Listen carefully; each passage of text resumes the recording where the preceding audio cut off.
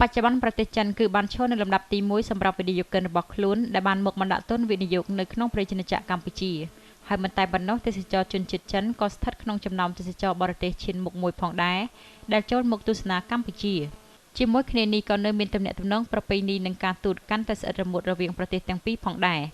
នៅក្នុងបរិបទនេះបានធ្វើឲ្យគ្រឹះស្ថានអប់រំនានាជាច្រើននៅក្នុងប្រទេសកម្ពុជា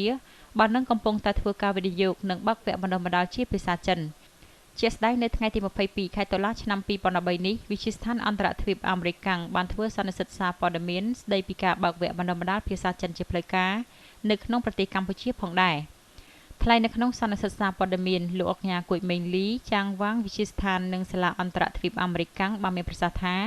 សប្តាហ៍ថ្ងៃនេះវិនិយោគិនចិនបាននឹងកំពុងតែចូលមកធ្វើអាជីវកម្មនិងរកស៊ីនៅក្នុងប្រទេសកម្ពុជាកាន់តែច្រើនឡើង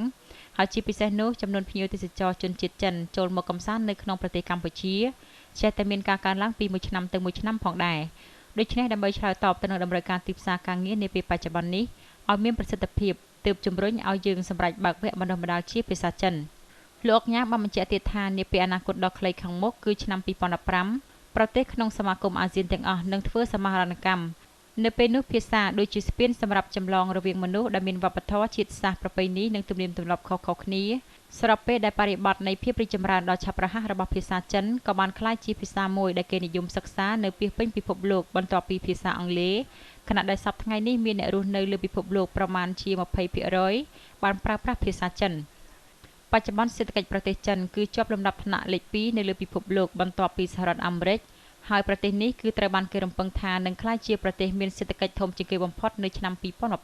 2020សូមជម្រាបថាយោងតាមតួលេខពីក្រុមប្រឹក្សាអភិវឌ្ឍកម្ពុជា CDC បានឲ្យដឹងថាគិតចាប់ពីឆ្នាំ1992រហូតមកដល់ឆ្នាំ2012ចិនបានមកបណ្ដាក់ទុននៅក្នុងប្រទេសកម្ពុជាមានទំហំទឹកប្រាក់ប្រមាណ9កណ្ដោះសញ្ញា$17,000 លានអាមេរិក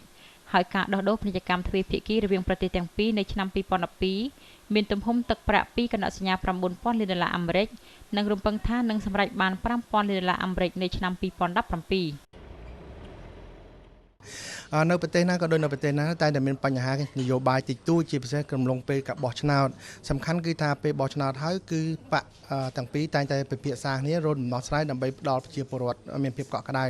អញ្ចឹងបើខ្ញុំជាខ្មែរអាមេរិកដែលធ្លាប់មកនៅស្រុកខ្មែរអស់រយៈពេល10ឆ្នាំនេះខ្ញុំឃើញថាប្រទេសខ្មែរយើងក្នុងនាម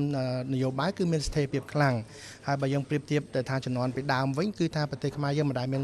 សន្តិភាពទេតែតែមានសង្គ្រាមតែមានវាយគ្នាហើយធ្លាក់គ្រាប់បែកច្បាំងរត់ចោលស្រុកអីចឹងណាបាទហើយគ្រប់គ្រងប្រទេសមានការបាក់បែកគ្នាអញ្ចឹងប៉ុន្តែក្នុងពេលរយៈពេលដែលខ្ញុំមកស្រុកខ្មែរនេះពីមុនមកមានរំពឹងថាភ័យខ្លាចអញ្ចឹងប៉ុន្តែដល់ពេលមកស្រុកខ្មែរមានអារម្មណ៍ថាស្ថិរភាពនយោបាយមានភាពកក់ក្ដៅហើយមិនត្រឹមតែមានភាពកក់ក្ដៅក្នុងការលូតលាស់ទេបើយើងគិតទៅទូតគ្រប់ប្រភេទគឺមកដាក់នៅស្រុកខ្មែរយើងប្រជាជនគ្រប់ប្រទេសតែងតែមកវិនិយោគនៅស្រុកខ្មែរយើងហើយកំពុងតែមានការកើន